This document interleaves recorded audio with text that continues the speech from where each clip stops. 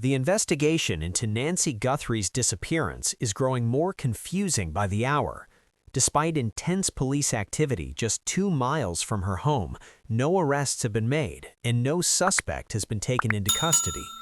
Authorities have expanded their search within a tight 2-mile radius, urging residents to submit doorbell and dashcam footage that could reveal even the smallest clue. Yet this morning, the case feels stalled. During a live discussion, legal journalist Harvey Levin shared insight into where things stand. According to him, law enforcement remains deeply engaged behind the scenes, even if the public isn't seeing immediate results. Early this morning, he contacted officials involved in the investigation to determine whether the recent police activity was connected to a ransom note and emails his outlet had received. The answer he got was clear: there is no confirmed connection, at least not yet. Still, something unusual appears to be happening internally. Levin revealed that investigators held unusually long morning briefings the day before. These meetings reportedly lasted much longer than routine updates, signaling that authorities may be working through new information. At the same time, officials are guarding details carefully, sharing very little publicly. One major development continues to stand out: a ransom note sent to Levin's organization. He confirmed that the FBI is intensely focused on this document. Authorities were immediately provided with the letter, and sources say federal investigators are analyzing it closely.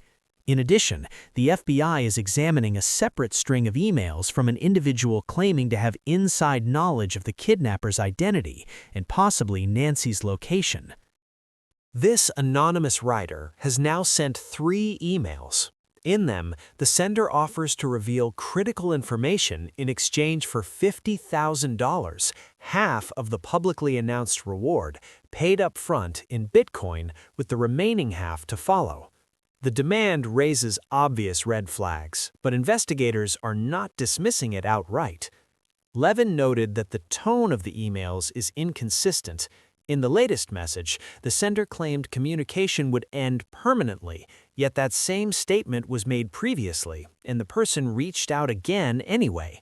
That contradiction leaves open the possibility that more contact could follow. For now, the situation remains tense. Law enforcement is clearly reviewing the communications seriously, but they are not rushing to act publicly. The ransom note, the reward demand, and the surge in police activity all suggest something is unfolding behind closed doors. But here's the question that now looms large: is this anonymous emailer a genuine insider risking exposure, or just another opportunist exploiting a desperate situation? We'll break down the most troubling details in that final message, including why investigators believe this case could cross international borders. The anonymous emails tied to Nancy Guthrie's disappearance contain details that investigators simply cannot ignore. While skepticism remains high, especially in high-profile cases that attract scammers, certain elements in the latest message raise serious concerns. The sender claims that if federal authorities provide $50,000 in Bitcoin, they will immediately release the name of what they call the main individual responsible for the kidnapping, along with identifying information to help track that person down. The wording is significant. Referring to a main individual suggests there may be more than one person involved. That implication alone changes the scope of the investigation. Even more telling is the sender's admission that sharing this information could impact their own freedom. That phrase has caught the attention of investigators. It hints that the writer may not simply be an outside observer. It suggests proximity, possibly involvement, or at least knowledge gained from someone within the inner circle. Then comes the most alarming line: be prepared to go international. That statement has fueled speculation that Nancy may no longer be inside the United States. Given Tucson's geographic proximity to the Mexican border, the possibility of cross-border movement cannot be dismissed.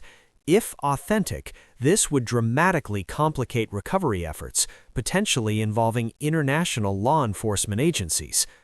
Despite these details, Levin made it clear that paying the requested money would be inappropriate. Authorities have not paid the $6 million ransom reportedly demanded earlier in the case, and there are strategic reasons for that decision. While those reasons have not been publicly disclosed, it's evident that investigators are carefully weighing every move to avoid compromising the case. Importantly, not every message received has been credible. According to Levin, many emails related to the case have been easy to dismiss as scams. However, both the ransom letter and this reward for information proposal are being treated seriously by federal authorities. That distinction matters. The investigation remains active, and officials are likely analyzing digital trails, language patterns, and cryptocurrency pathways connected to these communications. Even a fraudulent message can sometimes lead to valuable digital evidence. For now, there are still no arrests, no confirmed suspect, no public breakthrough. But law enforcement's intense interest in these communications tells us one thing: they believe at least some part of this could be real. And if it is real, if the sender truly knows who the main individual is, and if Nancy has been moved beyond U.S. borders, then the next development in this case could change everything overnight. The question now isn't just whether the emailer will contact authorities again. It's whether investigators are already closer to the kidnapper than they're letting on. Because the next update in this case may not come with a warning. It may come with an arrest.